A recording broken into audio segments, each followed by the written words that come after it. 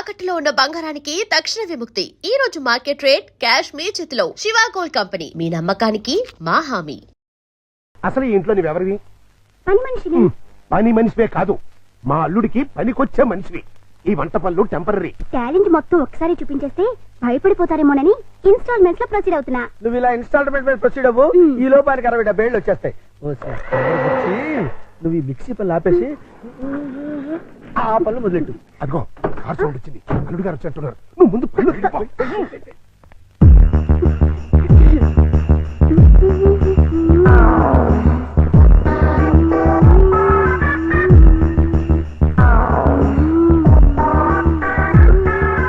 Look పడింది, గుట్టకు కూడా పడింది.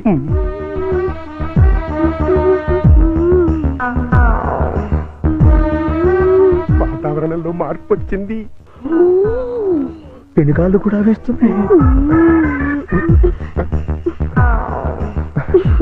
వాయుగుండం ఏర్పడింది, తుఫాను చెలరేగింది.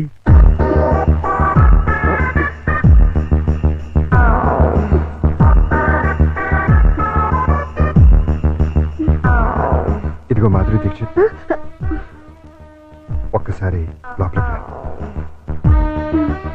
తుఫాను తీరాన్ని తాకేసింది. ఇంకా వరదలే వరదలు. ఏంటి ఎక్కడికి వెళ్తున్నారు? ఇమాజినేషన్ లోకి. అయితే నేను వస్తా, ఇద్దరం కలిసి వెళ్దాం. ఒకసారి కలిసి వస్తా. అంతే, పద పద.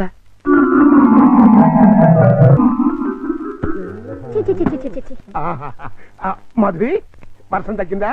వరదలు తగ్గాయా? వరద లేదు, బురద లేదు. అదేంటి? మాడాకన్నా 3 తెప్పించొచ్చు కానీ మీ అల్లుడి గారికి మాత్రం 3 తెప్పించలేవు. ఆయన నేనే కాదు, డాక్టర్ సమరం గారు కూడా బాగు చేయలేరు. అంటే లోపల ఏం జరగలేదా? చాలా జరిగింది. ఏం జరిగింది? నా ఫిగర్ చూసారు, లోపలికి పిలిచారు. అంతవరకు మేము ఫాలో అయ్యాం. ఆ తర్వాత ఏం జరిగింది? దగ్గరికి రమ్మన్నారు, వెళ్ళాను. తర్వాత షర్ట్ పైకెత్తారు, నెక్స్ట్ లుంగి లూజ్ చేశారు. తర్వాత లోపల నుంచి మొలతాడు తీశారు. మొలతాడు తిట్టి. అవును, మొలతాడు తిరిగినందుకు దానికున్న పిన్నీస్ తీసి నా చేతిలో పెట్టి బయట జారిపోతుంది పెట్టుకో అన్నారు. ఈ టాలెంట్ ఇంకెవరికైనా చూపించుంటే ఈ పాటికి ఇల్లాలనే నెల తప్పేదాన్ని. వస్తా. ఇదిగో మాధురి, మాధురి, మాధురి, ఇదేంట్రా కథ అడ్డం తిరిగింది? అర్థమైన పనులు చేస్తే ఇలాగే అర్థం జరుగుతుంది. ఇలాంటి పనులు చేయడానికి మీకు సిగ్గు లేదు? లేదు, నా కూతురు నిన్ను కాదని నీతో తెగదంపులు చేసుకున్న రోజున నా సిగ్గు సొగం చచ్చిపోయింది. కన్న కూతుర్ని కన్న తండ్రిని కాదనుకుని వెళ్ళిపోయిన రోజున నాలో సిగ్గు పూర్తిగా చచ్చిపోయిందయ్యా. అందుకని ఇలా డాఫర్ పనులు చేస్తారా? ఏం చేయమంటావయ్యా?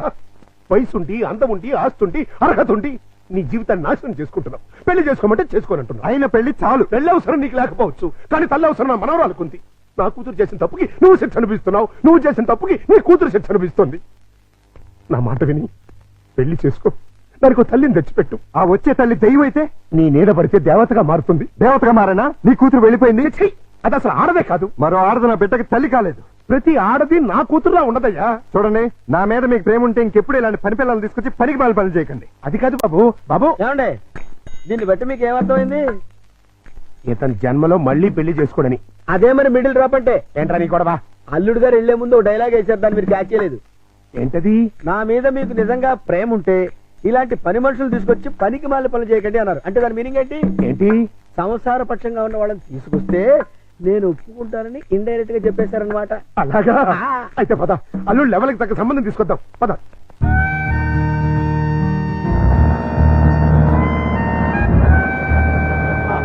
రండి, మీకోసం వెయిటింగ్.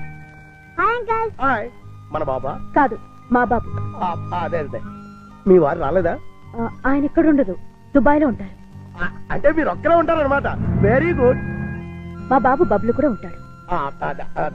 మీకేమైనా హెల్ప్ కావాలంటే చెప్పండి, చిటికలో చేసేస్తా. అంత అవసరం నాకు రాదులేండి. సామాన్లు దించండి. అలాగే దించేస్తాం.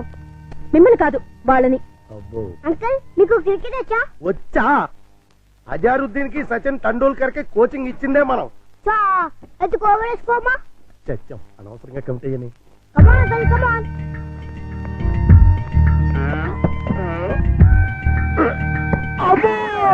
గట్టిగా తగిలింది అంకల్. అదే పూల మెత్తగా తగిలింది. అయితే ఇప్పుడు వాటం చూస్తుంటే కొట్టరాని చోట కొట్టి నా చేత అక్కాయో అక్కాయో అనిపించేలా కనబడుతున్నాడు. అయిపోయాడు గుంటడు. ఏ పిల్ల ఆ బాల్ ఏంటి? ఇలా రా ఇస్తా. ఇదిగో. అమ్మా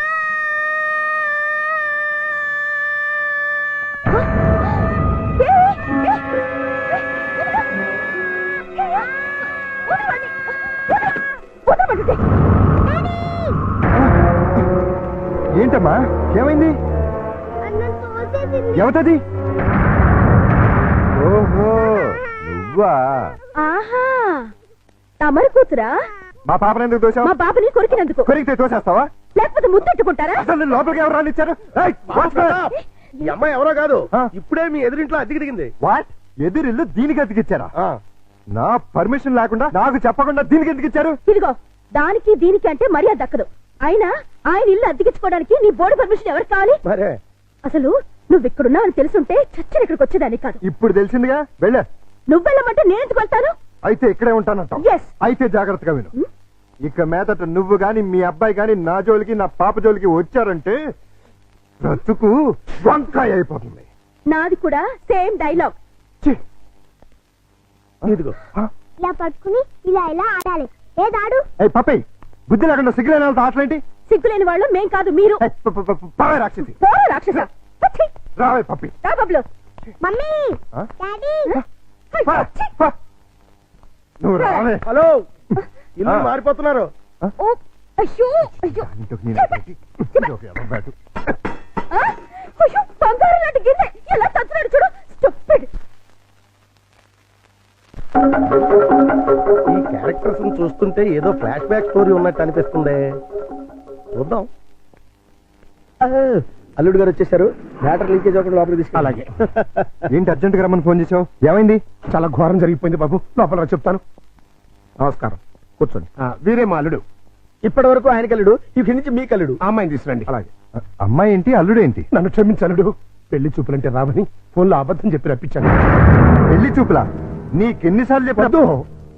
తిట్టద్దు. మీకంతగా తిట్టాలనుకుంటే సెపరేట్ గా ప్రోగ్రామ్ పెట్టి తిరుగుతాం. రామ్మా, ఇదేనండి మా అమ్మాయి. కూర్చాలుడు. అమ్మాయికి వంట వరపు బాగా వచ్చు. చదువుకున్న పిల్ల, బుద్ధిమంతురాలు. అన్నిటికీ మించి మన పాపని తన పాపలా చూసుకుంటుంది.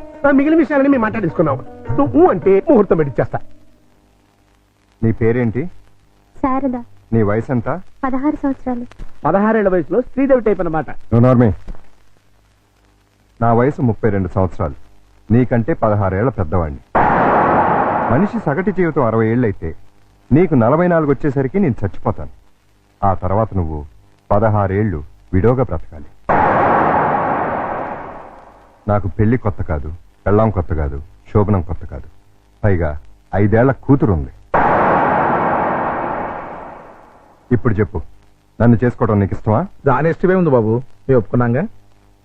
నాకు కట్నం ఎంత ఇద్దాం అనుకుంటున్నారు? డబ్బు బంగారం కలిపి 5 లక్షల దాకా ముట్ట చూద్దాం బాబు. 5 లక్షల కట్నం ఇవ్వగల స్తోమత ఉంది. అమ్మాయికి చక్కటి అందం ఉంది, చదువు ఉంది, మంచి భార్య కాగలే లక్షణం ఉంది. ఇన్ని ఉండి నాలాంటి సెకండ్ హ్యాండ్ వాడికి కట్టబెడతారా? 16 ఏళ్లకి పెళ్లి చేయటం చట్టవిరుద్ధం. అందులోనూ పెళ్ళాం వదిలేసినని చేసుకోవటం లోక విరుద్ధం. చిన్నప్పటి నుంచి మీ కూతుర్ని ఎంతో ప్రేమగా చూసుంటారు. ఏది కావంటే అది ఇచ్చుంటారు. ఏ లోటు రాకుండా అపురూపంగా చూసుకుని ఉంటారు. ఇన్ని చేసినాళ్ళు ఒక్క జీవిత భాగస్వామి విషయంలోనే ఎందుకండి ఇంత దారుణమైన నిర్ణయాలు తీసుకుంటారు? కూతురంటే గుండెల మీద కుంపటని ఫీల్ అయి ఎవడో ఒకడికి ఇచ్చి కట్టబెట్టి బాధ్యతను తీర్చేసుకోవాలనుకునే మీలాంటి తల్లిదండ్రుల వల్లే పెళ్లిళ్ళు పెటాకులై జీవితాలు నాశనం అవుతుంది. అలాంటిదేం లేదల్లుడు. ఈ